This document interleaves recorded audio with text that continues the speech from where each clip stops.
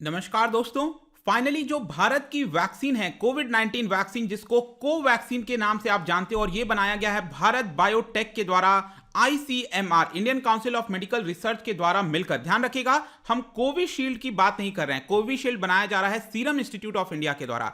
तो यहां पर जो कोवैक्सीन है दोस्तों, इसको ग्लोबल रिकॉग्निशन मिला है बिकॉज जो यूके की साइंटिफिक बॉडी है लैंसेट, उन्होंने यहां पर पब्लिश किया है इसके बारे में। और आप देख सकते हो, Lancet study finds Covaxin jab is safe, induces immune response. यहां पर आप अगेन देख पाओगे, phase 1 trial result show Covaxin has tolerable safety, enhanced immunity. तो इसके बारे में जानेंगे दोस्तों कि एग्जैक्टली लैंसेट ने क्या कहा है, और डेफिनेट सी बात है ये हमारे लिए एक अच्छी खबर है। तो डिटेल से इसके बारे में मैं आपको बताऊंगा कि इसका मतलब क्या होता है, क्योंकि फेज 1 फेज 2 ट्रायल तो ऑलरेडी आपको पता है हो गया है, फेज 3 के ट्रायल थोड़ा सा होना बाकी है, वो अभी चल रहा है। तो इसका एग्जैक्ट मतलब क्या है, चलिए आगे बढ़ते हैं। मैं हूं अंकित अग्रवाल, और अपडेट के लिए आप मुझे फॉलो कर सकते हैं इंस्टाग्राम, फेसबुक और ट्विटर पर। मेरे लेक्चर की हर पीडीएफ आपको फेसबुक पर तो मिलेगी, प्लस साथ में आप मेरा टेलीग्राम चैनल ज्वाइन कर सकते हैं by searching Ankit Agrawal official. और अगर आप यूपीएससी की तैयारी कर रहे हैं तो आपके लिए सुनहरा मौका, स्टडी IQ लैब है आपके लिए, स्मार्ट कोर्सेज जिसके थ्रू आप अपनी प्रिपरेशन और भी ज्यादा अच्छे तरीके से कर सकते हैं। तो सबसे पहले देखते हैं दोस्तों यहां पर हुआ क्या है। तो भारत का पहला होममेड वैक्सीन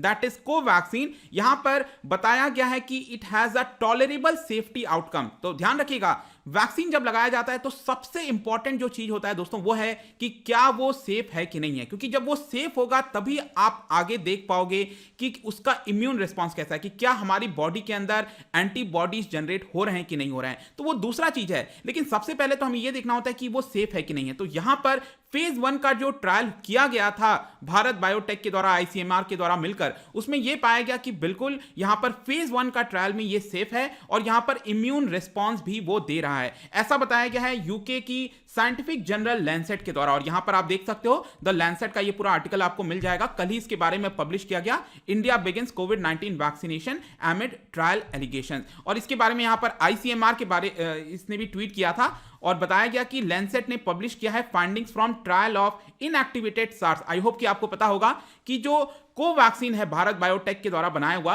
उसमें इनएक्टिवेटेड जो SARS-CoV-2 का वायरस है वो डाला गया है, मतलब डेड फॉर्म में उस वायरस को वैक्सीन के अंदर डाला गया है, ताकि बॉडी के जब अंदर हमारे जाएगा तो वो एक तरह से इम्यून रिस्पॉन्स कर सकता है। और ध्यान रखिएगा, इसका जो नाम है वो है आपका BBV152, ठीक है। तो ये भी आप ध्यान रखना, ये इसका नाम दिया गया है। और यहां पर दोस्तों फर्दर आप देख सकते हो कि विद दिस, ये जो पूरा स्टडी हुआ है दोस्तों, ये पीयर रिव्यूड स्टडी है। पीयर रिव्यू का मतलब होता है, तो देखो अगर सपोज कोई कंपनी है, कोई साइंटिफिक बॉडी है, वो खुद से वैक्सीन को बना रही है, तो अगर वो यहां पर रिजल्ट प्रेजेंट करती है तो कोई बहुत ज्यादा विश्वास नहीं होता है। लेकिन अगर उसके साथ कोई दूसरी साइंटिफिक बॉडी है, अगर इंडिपेंडेंटली उसके बारे में जांच करती है, तो डेफिनेटली यहां पर स्वाभाविक सी बात है कि जो एक विश्वास है, एक कॉन्फिडेंस है, उस वैक्सीन पर ज्यादा जाएगा। तो इसके लिए ये काफी इंपॉर्टेंट माना जा रहा है जो लैंसेट ने इसके बारे में पब्लिश किया है। तो ये पहली देश की वैक्सीन है, क्योंकि कोविशील्ड का अभी तक कोई भी पीयर रिव्यू नहीं किया गया है। और ध्यान रखिएगा, मैं जब कोविशील्ड की बात करता हूं बार बार, तो भारत के अंदर जो बनाया हुआ वर्जन है, जो ओरिजिनल वर्जन है, वो तो आपका कोविशील्ड का ऑक्सफोर्ड और एस्ट्राजेनेका के द्वारा बनाया गया था। फिर भारत के अंदर सीरम इंस्टीट्यूट के द्वारा वही उसी वैक्सीन को एक तरह से मैन्युफैक्चर किया जा रहा है। अब यहां पर अगर हम पार्टिसिपेंट की बात करें, क्योंकि हम बात कर रहे हैं यहां पर फेज 1 ट्रायल की, तो पहला ट्रायल हुआ था ह्यूमन के ऊपर, उसकी बात कर रहे हैं। तो यहां पर टोटल 375 पार्टिसिपेंट्स जो कि 18 साल से 55 साल के बीच में थे,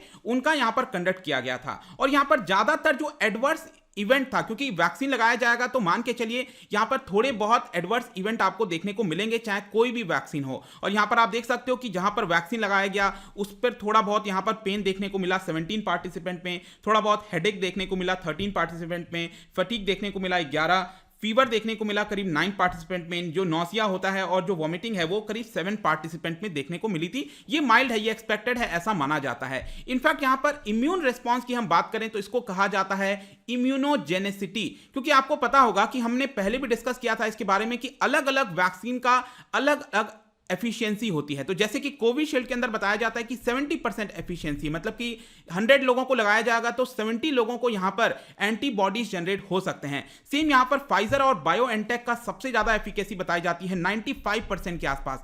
लेकिन कोवैक्सीन का दोस्तों अभी तक एफिकेसी उतना पता नहीं चला है, लेकिन यहां पर आप स्टार्टिंग तौर पर कह सकते हो कि 82% से 92% एफिकेसी यहां पर बताई जा रही है, जो कि अगेन बहुत अच्छी बात है। और ये तीनों ग्रुप के अंदर देखा गया है। देखिए, जब भी यहां पर ट्रायल होता है तो अलग अलग ग्रुप्स में उसको बांट दिया जाता है और उनके ऊपर अलग अलग ग्रुप्स के हिसाब से देखा जाता है। और यहां पर ध्यान रखिएगा, जब एफिशिएंसी की हम बात करें तो सेकेंड डोज के बाद हम बात करें, एक तो पहला डोज दिया जाता है, फिर सेकेंड डोज यहां पर दिया जाता है। और दोनों डोज के बीच में यहां पर बताया गया ट्रायल 1 के फेज में 14 डेज का डिफरेंस था। ऑल्दो अगर आप आज देखोगे, यहां पर बताया जाता है कि एटलीस्ट 28 डेज का डिफरेंस होना चाहिए, ठीक है, पहला वैक्सीन और दूसरा डोज देने के बाद। और यहां पर जो पूरा एनालिसिस है दोस्तों, वो 42 डेज के अंदर बता दिया गया था पहला डोज देने के बाद। और यहां पर अगर हम एडवर्स इवेंट की बात करें कि इम्यून तो रिस्पॉन्स आ रहा है करीब 80 से लेकर 90% के बीच में लोगों के अंदर, लेकिन अगर एडवर्स इवेंट की बात करें तो मैंने आपको ऑलरेडी बताया, स्वेलिंग हो गया, इंजेक्शन साइट पर कुछ पेन हो गया, फीवर हो गया, यहां पर बॉडी में पेन है, हेडेक है, थोड़ा बहुत ठंड लगना है, रैशेज हैं, डायरिया है, इस तरह की चीजें देखने को मिलती हैं। तो ये सॉलिसिटेटेड एडवर्स इवेंट है। देखिए, सॉलिसिटेड एडवर्स इवेंट का मतलब ये हुआ कि जिसको वैक्सीन लगाया गया है उसने खुद बताया कि मुझे इस तरह के पेन हो रहे हैं, मुझे इस तरह की दिक्कत हो रही है। एक अक्सर आप सुनते होंगे जिसको कहा जाता है अनसॉलिसिटेड एडवर्स इवेंट। इसका मतलब ये होता है कि डॉक्टर ने खुद पूछा उससे कि आपको यहां पर तकलीफ तो नहीं है, आपको ये दिक्कत तो नहीं है, तो डॉक्टर क्या करेगा, साइंटिफिक वे में पूछने की कोशिश करेगा और उसको ज्यादा जानकारी होगी। तो अनसॉलिसिटेड एडवर्स इवेंट भी देखने को मिला है, मतलब डॉक्टर ने जब पूछा तो भी थोड़ा बहुत यहां पर एडवर्स इवेंट होगा। और सॉलिसिटेड मतलब होता है कि जब पार्टिसिपेंट है जिसको वैक्सीन लगाई गई है उसने खुद यहां पर बताया कि मुझे यहां पर पेन हो रहा है। और ये जितने भी सॉलिसिटेड एडवर्स इवेंट हुए हैं दोस्तों, वो माइल्ड से मॉडरेट के बीच में हुए हैं। तो टोटल यहां पर बताया जाता है कि करीब 62 लोगों को यहां पर एडवर्स इवेंट हुआ, छोटे मोटे जो पेन वगैरह हैं, जिसमें 43 लोगों को माइल्ड पेन हुआ है, माइल्ड प्रॉब्लम हुई है, और 19 लोगों को मॉडरेट लेवल की पेन हुई है। और यह भी बताया गया कि ज्यादातर इस तरह के जो एडवर्स इवेंट है वो पहले डोज देने के बाद हुआ था, सेकेंड डोज के बाद एज सच कोई प्रॉब्लम नहीं आई थी, ऐसा यहां पर लैंसेट की स्टडी में बताया गया है। इसके अलावा मैं आपको यह भी बता दूं कि एक सीरियस एडवर्स इवेंट भी बताया गया है। बिल्कुल, लैंसेट की स्टडी में एक सीरियस एडवर्स इवेंट बताया गया, लेकिन यह भी बोला गया उसके अंदर कि ये it is unrelated to vaccine. अब देखिए, इतने बड़े पैमाने पर अगर ट्रायल किया जाएगा तो ऑब्वियस सी बात है, अगर सपोज शायद वैक्सीन नहीं भी लगाई जाती तो भी इस तरह के एडवर्स इवेंट उस पर्सन में आ सकते थे, यू नेवर नो, राइट। तो यहां पर जो पूरा जानकारी ली गई है उसमें यह बताया गया कि वो वैक्सीन से रिलेटेड नहीं था, और यह बेसिकली बताया जा रहा है कि उसको वायरल न्यूमोनाइटिस हो गया था। वायरल न्यूमोनाइटिस का मतलब यह होता है कि जब आपके जो लंग के टिश्यूज होते हैं वो थोड़े से सूज जाते हैं, इन्फ्लेमेटरी हो जाते हैं, उसी को न्यूमोनाइटिस कहा जाता है। तो यहां पर बताया गया कि उसको क्या हुआ था कि कोविड हो गया था उसको बेसिकली, तो इसलिए उसके अंदर प्रॉब्लम देखने को मिल रही थी। वैक्सीन उसको यहां पर बताया गया लगाया गया 30 जुलाई को, और स्टार्टिंग में ऐसा लग रहा था कि सॉलिसिटेड एडवर्स इवेंट है, मतलब कि उसने खुद बोला कि मुझे थोड़ी बहुत प्रॉब्लम आ रही है, लेकिन 8 अगस्त को उसको पेन थोड़ा सा ज्यादा हो गया था और इसकी वजह से 15 अगस्त को उसको यहां पर हॉस्पिटल में एडमिट करा गया, लेकिन वो स्टेबल था, ऐसा कोई प्रॉब्लम नहीं हुआ, इवन ऑक्सीजन भी उसको लगाने की जरूरत नहीं पड़ी, और 22 अगस्त तक उसको हॉस्पिटल से डिस्चार्ज कर दिया गया था। और बाकी भी जितने पार्टिसिपेंट हैं दोस्तों, जिनको माइल्ड से मॉडरेट प्रॉब्लम हुई थी, उनको 24 आवर्स में सारी प्रॉब्लम्स खत्म हो गई। मैं इसलिए ये सब चीजें बताया दोस्तों क्योंकि मैंने पिछले कुछ समय से कई सारे वीडियोस बनाए थे जहां पर फाइजर के बारे में भी बात किया था हमने कि किस तरह से फेशियल पैरालिसिस हो गया है इजराइल के अंदर, नॉर्वे के अंदर कुछ आपको डेथ्स देखने को मिली होगी। तो इसीलिए यहां पर ये सारी जो जानकारी है वो बहुत ज्यादा इंपॉर्टेंट हो जाती है। लेकिन इससे क्या मतलब हुआ कि क्या सब कुछ ठीक है, एकदम 100% सब कुछ सही होगा?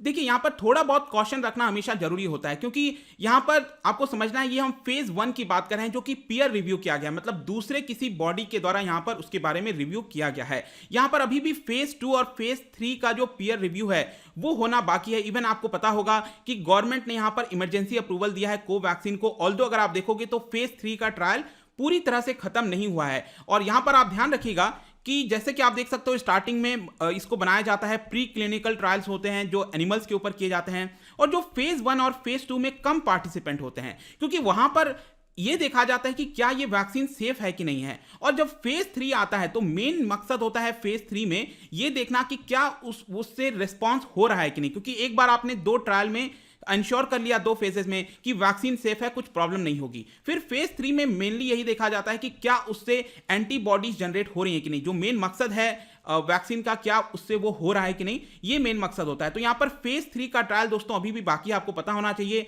26,000, देखिए एक और अच्छी बात है कि जो भारत बायोटेक के द्वारा ये पूरा ट्रायल कंडक्ट कराया जा रहा है, ये बड़े पैमाने पर किया जा रहा है। 26,000 पार्टिसिपेंट पर किया जा रहा है और 13,000 पार्टिसिपेंट्स को ऑलरेडी सेकेंड डोज दिया जा चुका है। यहां पर आप लेटेस्ट ये देख सकते हो कि जो ज्वाइंट मैनेजिंग डायरेक्टर है भारत बायोटेक की, उनके द्वारा ये बताया गया है, सुचित्रा जी के द्वारा, और उन्होंने कहा है कि 13,000 वॉलंटियर्स को ऑलरेडी हमने सेकेंड डोज दिया हुआ है। ठीक है, तो जल्दी ही लेट्स होप कि ये भी कंप्लीट हो जाएगा। लेकिन ये जो जितनी भी कंट्रोवर्सी हुई है भारत बायोटेक को लेकर, यहां पर आपको समझना है कि यही एक कंपनी है भारत के अंदर जिसने प्रॉपर तरीके से डेटा शेयर किया है। क्योंकि अगर आप सीरम इंस्टीट्यूट के द्वारा बनाया हुआ वैक्सीन है जो कोविशील्ड है, उन्होंने यहां पर कोई भी डेटा शेयर नहीं किया है जो लोकल ट्रायल्स किए गए हैं। हां, लंदन और बाकी जगह जो किया गया है एस्ट्राजेनेका और ऑक्सफोर्ड यूनिवर्सिटी के द्वारा, उन्होंने अपना किया है। लेकिन आपको समझना है जो वैक्सीन है हो सकता है कि जो बाकी के देश हैं वहां पर कुछ अलग तरीके से काम करे। हमारे देश का जो नेचर है, थोड़ा सा जो क्लाइमेट एटमॉस्फेयर होता है उस पर थोड़ा सा डिफरेंट वर्क कर सकता है, तो लोकल ट्रायल होना जरूरी होता है। तो सीरम इंस्टीट्यूट के द्वारा जो लोकल ट्रायल किया गया है उसका डेटा अभी तक शेयर नहीं किया गया है, लेकिन भारत बायोटेक ने पूरी तरह से डेटा शेयर किया है, जो कि एक अच्छी बात है। तो ये था दोस्तों पूरा वीडियो रिगार्डिंग भारत को जो ग्लोबल रिकॉग्निशन मिला है कोवैक्सीन को लेकर, जो कि एक अच्छी बात है। जाने से पहले मैं आपके लिए क्वेश्चन लेकर आया हूं, ध्यान रखिएगा, जब भी यहां पर कोई भी जर्म कुछ भी हमारे बॉडी के अंदर एंटर करता है तो यहां पर इम्यून रिस्पॉन्स आता है, तो एंटीबॉडीज और टी सेल्स अक्सर आप सुनते होंगे। तो इसी से रिलेटेड यहां पर 4 स्टेटमेंट है, इसको ध्यान से पढ़िए और बताइए कौन सा स्टेटमेंट करेक्ट होगा। हमेशा की तरह इसका आंसर जो है मैं अपने इंस्टाग्राम पर तो डालूंगा ही, अगर आप इंस्टा पे नहीं हो कोई बात नहीं, टेलीग्राम से आप इसका राइट आंसर ले सकते हैं। मैं कई सारे एमसीक्यूज यहां पर डालता रहता हूं स्टोरीज के फॉर्म में, आप जाकर प्ले कर सकते हो। अगर आप मुझसे इकोनॉमी पढ़ना चाहते हैं, कोई भी कोर्स परचेस करना चाहते हैं, स्टडी IQ ऐप पर जा सकते हैं। आई होप की वीडियो आपको पसंद आया होगा। मिलता हूं आपसे next time, till then thank you very much, see you soon.